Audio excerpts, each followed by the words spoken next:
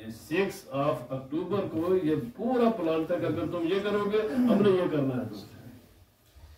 मेरे भाई ये अचानक एक्सीडेंटल केस नहीं है, ये बाकायदा एक प्रोग्राम। और ये सिर्फ यहाँ भी नहीं बना, ये पहले शेख रशीद का बयान भी मौजूद है, आप इनका भी बयान मौजूद है। इतना खतरनाक इतना खतरनाक एक्सीडेंट नहीं होना चाहिए। नहीं ये एक्सीडेंट है ही नहीं है ना, ये पूरी प्लान था ये चीज। इसके पीछे दुनिया की आलमी कुव्वतें, उन आलमी कुव्वतों के इमाम पर ये किया गया। ये अचानक नहीं हुआ, बात लोग समझे अचानक हो गया, ये अचानक नहीं है, ये पूरी प्लान था प्रोग्राम। जिसको शायद आज वो जो इनसाइड स्टोरी है यूट्यूब पर, आप उसको जरा सुन ले। बहरहाल मौलाना मोहम्मद फारूक निज़ामी साहब की खिदमत में गुजारिश है, और 7 बजे जमात होगी, तो तमाम बातों में ख्याल रखते हुए जनाब।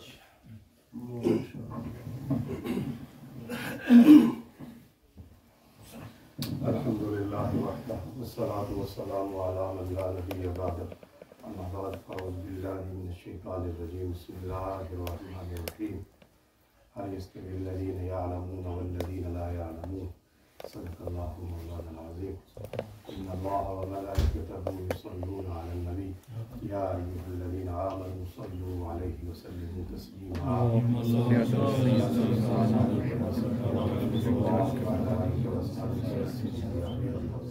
अल्लाहुम्मा अरिनल हक़्क़ हक़्क़न वरज़ुक़ना इत्तिबाअह, व अरिनल बातिला बातिलन वरज़ुक़ना इज्तिनाबह। अल्लाहुम्मा वफ़्फ़िक़ना लिमा तुहिब्बु व तर्दा, या हय्यु या क़य्यूम बिरहमतिका अस्तगीस, अस्लिह ली शअनी कुल्लहु व ला तकिलनी इला नफ्सी तर्फ़त ऐन। आमीन या रब्बल आलमीन बिवसीलति ख़ातमिल अंबिया'i वल मुरसलीन। जैसा कि आप सब इससे आगाह हैं कि आज की ये तक़रीब सईद जो है हज़रत अल्लामा मौलाना सईद रिज़वी शाज़ली रहमतुल्लाहि ताला अलैहि की रूह को इसाले सवाब करने के लिए मुनक़िद हुई है। उनको साल फरमाए हुए तकरीबन आज साल होने वाला है, तो इस लिहाज से ये तकरीब मुनक़िद की गई। एक बात उनके हवाले से करूँगा और उसके बाद फिर मौजूदा जो सूरत हाल है उस पर चंद गुज़ारिशात पेश करूँगा। इंशाअल्लाह टाइम की नज़ाकत को भी महफूज़ रखूँगा।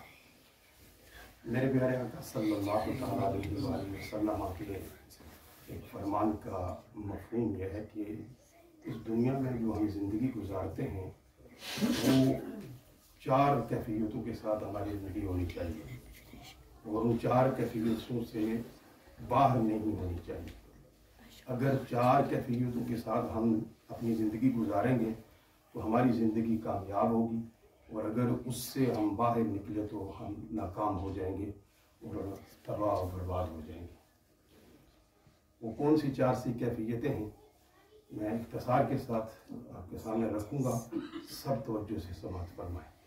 मेरे प्यारे आका सल्लल्लाहु अलैहि वसल्लम ने फरमाया कि इस दुनिया में तुम जो जी रहे हो तो सबसे पहली सूरत यह है कि कुन आलिमन, तुमने जब जीना है इस दुनिया में तो फिर आलिम बन जाओ, और आलिम बनकर अपनी ज़िंदगी जो है वो गुजारो। अब आलिम के हवाले से आपने बड़ी तफसील से सुन लिया कि आलिम कौन सा बनना है और किस इल्म का जो है वो हमें नफ़ा होगा, और किस सूरत में अगर हम इल्म हासिल करते हैं और उस इल्म को आगे फैलाते हैं तो हमारे लिए वो नाफ़े होगा। वरना नाम के आलिम तो इस वक्त दुनिया में बहुत मौजूद हैं, लेकिन काम के कोई हैं, इसलिए इसकी तफसील में नहीं जाऊँगा। तो पहली कैफियत ये है कि आप इस दुनिया में आलिम बन के जिए।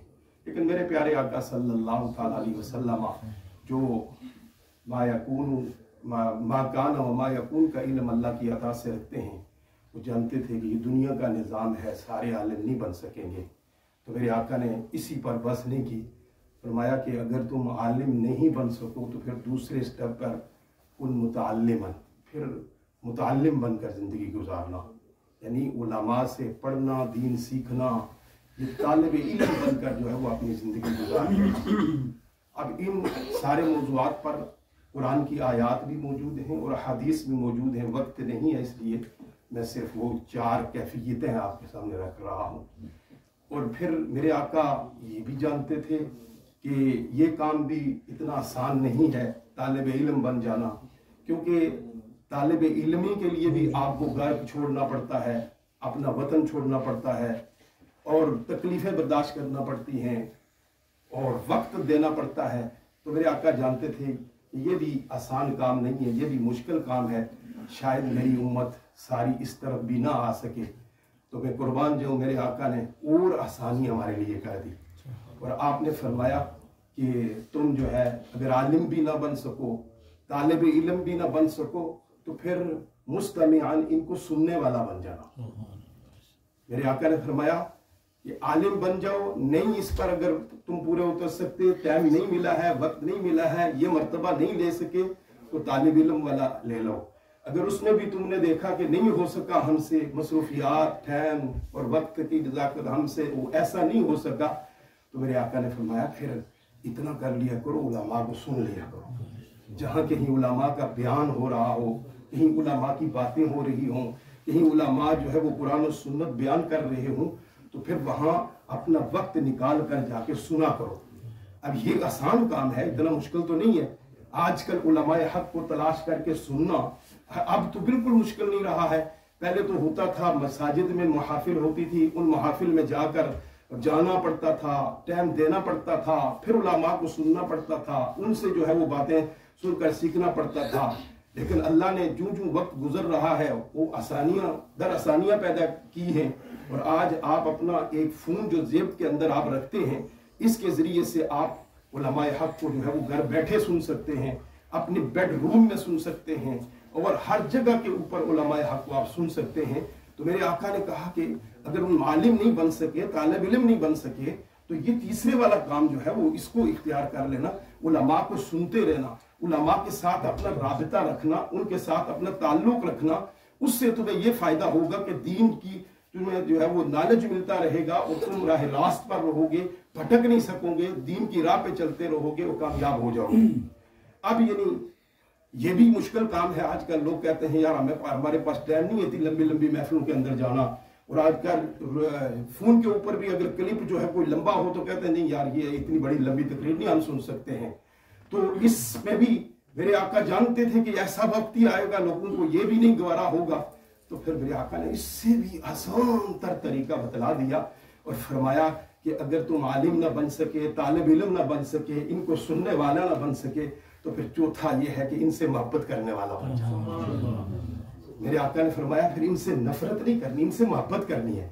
अब ये काम तो मुश्किल नहीं है ना, मोहब्बत का ताल्लुक तो दिल से है। दिल के अंदर आपने किसी की मोहब्बत बसानी है, इज्जत बसानी है, ताजीम बसानी है, और ये आप किसी भी दुनिया के कोने में हो तो आप उलमा की मोहब्बत दिल में बसा लें और इनके साथ मोहब्बत करने वाले बन जाएं, तो मेरे आका ने कहा फिर भी तुम्हारा बेड़ा जो है वो पार हो जाएगा।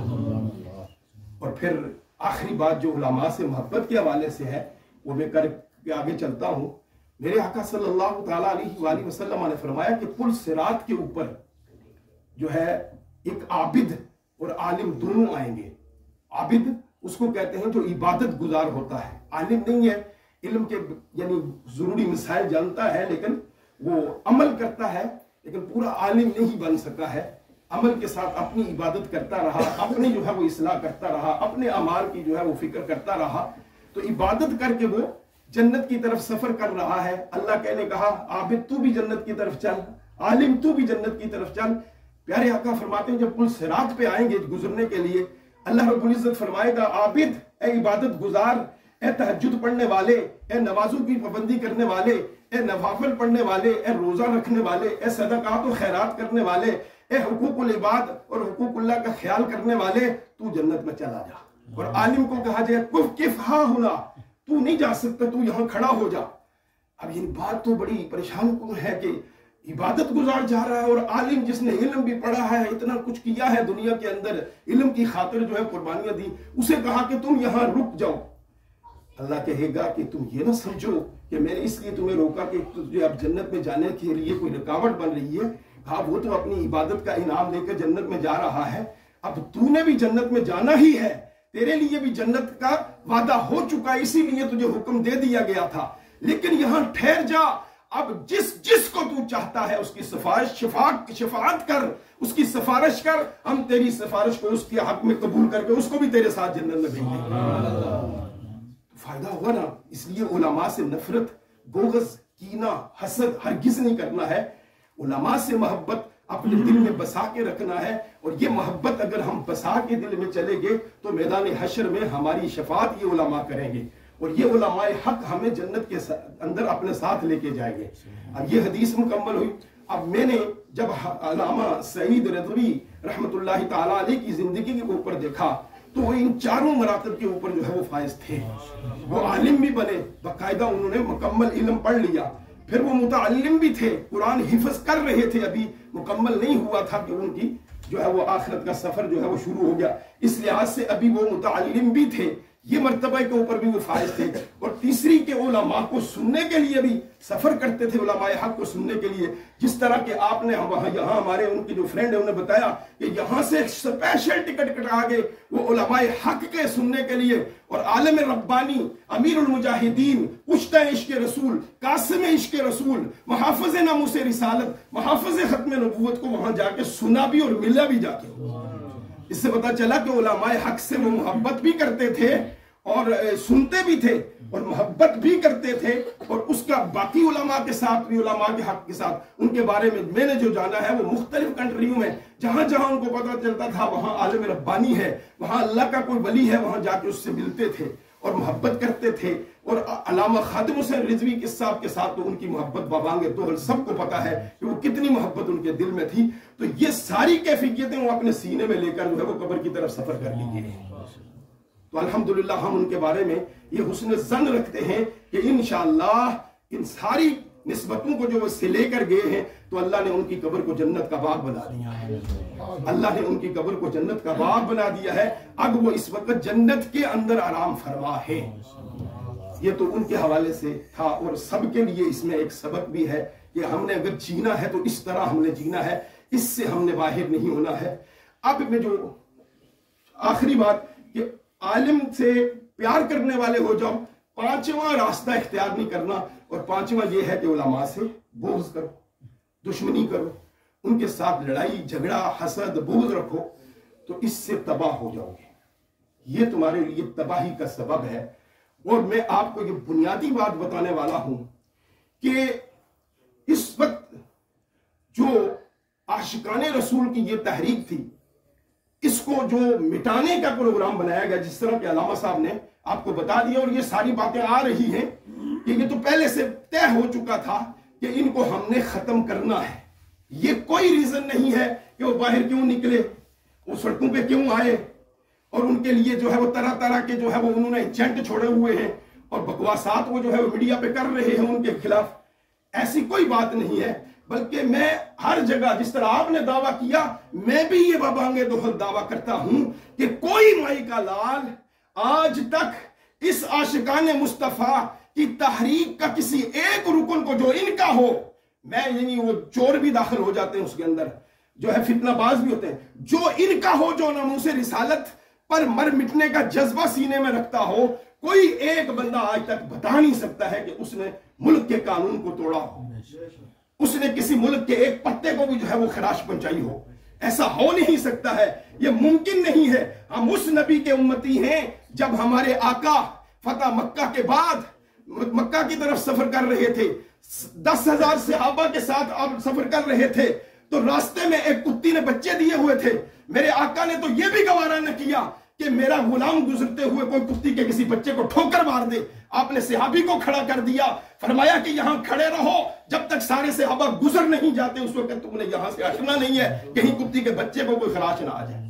हम तो उसके नबी के मानने वाले हैं। ये कैसे हो सकता है कि हम अपने वो वतन जो हमारे ही बुजुर्गों ने बनाया था उसके साथ हम टूट कर मोहब्बत करने वाले हैं? ये मुमकिन नहीं है कि हम उस किसी चीज को नुकसान पहुंचाएं। अब आप कहेंगे तो आप ये दावा कर रहे हैं, तो उनके तो जब भी जुलूस हुए, जब भी जो है वो रैलियां निकली, उसके अंदर तो जो है वो आग भी लगी हुई हम देखते हैं, गाड़ियां भी टूटी हुई हम देखते हैं, और फिर उनके ऊपर तो ये वीडियो भी बनाई गई है कि वो जो है वो पुलिस वालों को मार भी रहे हैं और मारने के जो है वो कह भी रहे हैं। तो लिहाजा ये तो साबित हो चुका है कि वो तो मुल्क का कानून तोड़ते हैं। मैं कहता हूं कि ये तो आपने एक रुख देखा है, आपने इसका सबब नहीं जानने की कोशिश की। ये सब कुछ हुआ क्यों है, ये सब कुछ हुआ क्यों है? अगर आप इन्हीं बातों को देखकर ये फतवा झाड़ देंगे और ये नजरिया कायम कर लेंगे कि ये लोग जो है वो ठीक नहीं, हक पर नहीं है, ये गलत है, तो फिर मुझे बताओ मैदान करबला में इमाम हुसैन के बारे में क्या कहोगे? उन पर क्या फतवा लगाओगे? इमाम हुसैन यजीद के मुकाबले में गए थे, आज तुम कहते हो कि ये कलमा पढ़ने वाले थे, ये मुसलमान थे, इनको आपने मारा है और इनके मुकाबले में तुम आए हो, ये तुमने ठीक नहीं किया है। और हम कहते हैं कि इमाम हुसैन भी यजीद के मुकाबले में आए थे, यजीद भी बज़ाहिर कलमा पढ़ता था, वो भी अपने आप को मुसलमान कहता था, वो भी उलमा कहते हैं कि कुरान का हाफिज था, वो जुमा भी पढ़ाता था, सब कुछ करता था। लेकिन इमाम हुसैन के मुकाबले में इमाम हुसैन पर जो उसने हमला किया, तो उलमा से आप सुनते हैं कि इमाम हुसैन ने जवाबन जो है अपने दिफा के अंदर उसके भी कितने लोगों को वासिले जहन्नम किया। अब क्या कहेंगे कि इमाम हुसैन गलत है? नहीं, इमाम हुसैन पर उसने अटैक करवाया, और जब किसी मुसलमान के ऊपर कोई अटैक करे और कत्ल करने के लिए हमला करे तो मुसलमान को इस्लाम और कानून ये हक देता है कि वो अपना दिफा करे, वो अपनी जान बचाने की कोशिश करे। आप जितने भी इनके एहतजाज हैं आप खोल के देख लें, एक पुरअमन रहे, पुरअमन तरीके से कराची से लेकर जो वो महंगाई के खिलाफ मार्च हुआ था, कराची से लेकर चला था, एक पत्ता कहीं रास्ते में नहीं टूटा था। मिलाद के बड़े बड़े मार्च हुए, एक पत्ता कभी नहीं टूटा है। जब भी इन्होंने मार्च किया कभी इन्होंने कोई वायलेशन नहीं की। लेकिन इनके अंदर ये ऐसा हो क्यों जाता है? असल में होता यह है कि ये जालिम जब बाजार में आकर इनके ऊपर गोली चलाते हैं, इनके ऊपर डंडे बरसाते हैं, इनके ऊपर जुल्म करते हैं, तो ये अपने दिफा के लिए अपना हाथ आगे रखते हैं, और फिर वो हाथ जो आगे रखते हैं उससे अगर किसी को जख्म भी आ जाए तो फिर इन्हीं को दहशतगर्द बना दिया जाता है। तो लिहाजा ये सारे जो कुछ होता है इसकी जिम्मेदारी ये हुकूमत खुद होती है। अब भी यही है हुकूमत इसकी जिम्मेदार है। अब जिस तरह के आप बताया जा रहा है कि ये इन्होंने निकलना था इस एहतजाज, यानी इस एहतजाज तो था ही नहीं, ये मार्च था। किस लिए था? फलस्तीनियों के साथ यकजहती का मार्च था। अब लोग कहते हैं जी यकजहती किस लिए कर रहे थे, इसकी तो जरूरत ही नहीं थी, क्योंकि उधर तो मिठाइयां तकसीम हो रही थी, मादा हो चुका था, अब इनको क्या पड़ी। और साथ कहते हैं कि पहले कहां थे, 2 साल किधर रहे। और जालिमो, तुम्हें अगर नफरत भी करनी है, बुग़्ज़ सीने में बसाना है, तो कोई आंख खोल कर देख भी लिया करो, उससे पहले ये सर्च भी कर लिया करो। ये 2 साल जब से फलस्तीनियों पर हमला हुआ, सबसे पहले एहतजाज और मार्च जिसने किया वो तारीक लब्बैक थी। खोल के देखो यूट्यूब और रिसर्च करके देखो। फिर इन्होंने प्रैक्टिकल मार्च, यानी जिस्मानी तौर पर भी इन्होंने उनके साथ इज़हार यकजहती किया, लेकिन उसके अलावा बड़े मुअस्सर अंदाज के अंदर उनकी मसनूआत का बाइकाट भी करके इन्होंने पूरे पाकिस्तान के अंदर जो है वो लोगों को इसके ऊपर कायल किया। और फलस्तीनियों के हक में बोलने के लिए लोगों को जो बेदार किया वो यही तंजीम थी।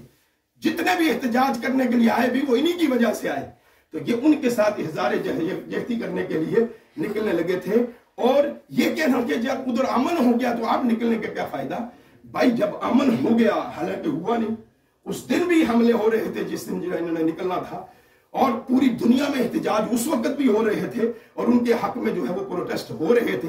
लिहाजा ये तो बदनीयती है, दिल में जो है वो एक इस्लाम से मोहब्बत नहीं है, नफरत है, और इस्लाम को मिटाने के लिए तुम इस तरह के उधर कर रहे हो। हम कहते हैं चलो ठीक है, उन्होंने सड़कों पे आना था इसलिए आपने ऐसा किया, सड़क पे आ गए थे इसलिए उन्होंने कानून तोड़ा है, जरूरत नहीं थी, ऐसे मुल्क के अंदर बदअमनी उन्होंने की इसलिए हमने उनको मारा।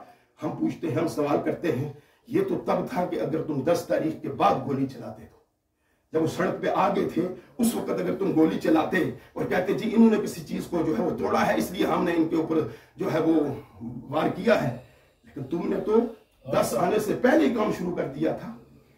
वो किस रीजन से, किस बिना पर किया था? और जालिमो, हम आज भी यही सवाल करते हैं, किस वजह से तुमने उन मजलूमों के ऊपर गोली चलाई? और 2 शहीद, एक सबसे पहले सैयदजादा, इतना खूबसूरत जवान, अभी चढ़ती जवानी, उसको गोलियों से भून के इन्होंने शहीद कर दिया मस्जिद रहमतुल लिल आलमीन में।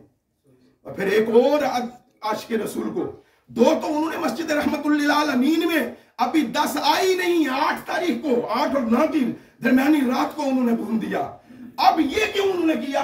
इसकी वजह यह थी कि प्रोग्राम पहले बन चुका था मारने का, और इनको अब कुछ खबरें ऐसी आ रही थी कि हो सकता है कि ये अपना मार्च मुलतवी कर दे। इसलिए कि ये बातें हो रही थी कि अब जरूरत नहीं रही, अब मार्च हमने करने की जरूरत नहीं है, लिहाजा हम इसको मुलतवी करते हैं। उन्होंने जब देखा कि ये इस तरफ भी बात निकल रही है, हो सकता है ये ना निकले, उन्होंने कहा उससे पहले हमला करो, क्योंकि मंसूबा है ट्रंप को जाके जवाब देना है, नेतन्याहू को जवाब देना है, उसकी गुलामी का बरहम रखना है, उसे खुश करने का वादा करके आए हैं। इसलिए हमने ये काम करके उसको जाके दिखाना है, देखो हम आपके बूट पॉलिश करने के कितने पाबंद हैं और हम आपके साथ किस तरह मोहब्बत करने वाले हैं। तो इसलिए उन्होंने उन पर जबर किया, जबर करके उनको निकलने पर मजबूर किया और निकल कर फिर उनके जो है एक घेर कर मरीद के लिए जाकर एक रास्ते के ऊपर बंद करके इन जालिमों ने फिर इस अंदाज में जुल्म किया कि उस जुल्म की हमने कहानी पढ़ी भी नहीं इस तरह की और न भी देखी है। इस तरह उन्होंने उसके ऊपर जुल्म किया।